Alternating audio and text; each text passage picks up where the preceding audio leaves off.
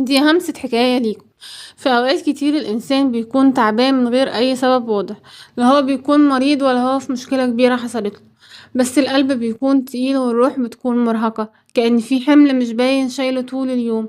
بيفكر كتير وبيقلق أكتر، بيخاف من حاجات لسه ما حصلتش أصلا، وبيقعد يسأل نفسه أسئلة ملهاش أول من آخر.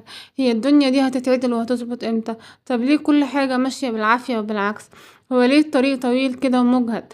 وليه مهما يحاول يهدى دماغه مش بتسكت؟ الغريب ان محدش بيشوف ده. الناس شايفة ضحك عادية وكلام عادي وحياة شكلها بس مستقر، لكن جوه القلب في دوشة كبيرة محدش سامعها ولا شايفها.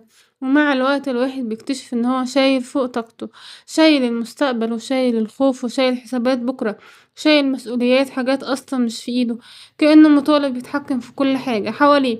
مع ان الحقيقة ان ولا حاجة فعلا في ايد الانسان، كل اللي بيحصل ده مندبر قبل ما نفكر فيه اصلا. كم حاجة في حياتنا حصلت وكان شكلها وقتها نهاية، باب اتقفل واتقال ده ضاعت الفرصة، شخص مشي واتقال ده القلب اتكسر، شغل راح واتقال الدنيا خلصت، وايام عدت وبعد فترة اتضح ان اللي حصل ده ما كانش نهاية خالص، بالعكس ده كان بداية لطريق اهدى واريح وانسب، بس وقتها ما كناش فاهمين حاجة خالص.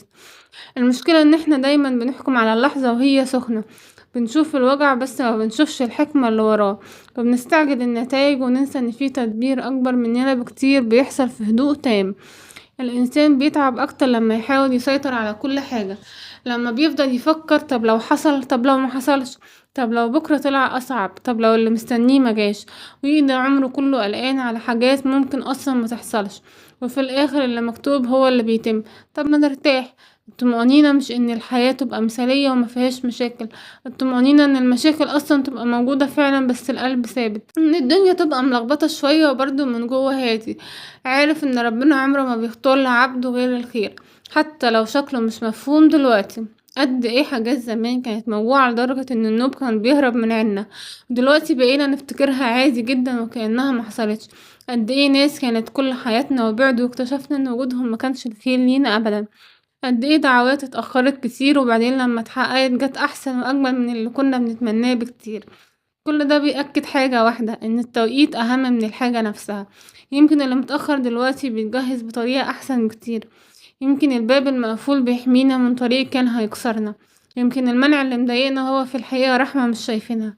عشان كده بلاش القلب يفضل شايل كل حاجة لوحده، بلاش نحارب القدر وبلاش نحاسب نفسنا على حاجات اكبر من طاقتنا. خلوا فيه تسليم شوية، خلوا فيه ثقة ان ربنا شايف التعب وسامع الدعوة وعارف امتى يدي وامتى يمنع. قولوا بس من جواكم يا رب دبرها وسيبوها بس عليه، هتحسوا ان الحمل خف وان النفس بقى اوسع وان الدنيا مش مستاهلة كل الخوف ده. الحياة أكتر مننا نعيشها قلقانين وأبسط مننا نعقدها بالتفكير الزايد، وكل اللي محتاجينه فعلا ان احنا نطمن إن اللي جاي أحن وألطف وأجمل مما نتخيل.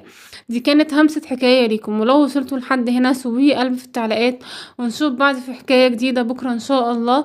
متنسوش تعملوا لايك واشتراك. دمتم سالمين.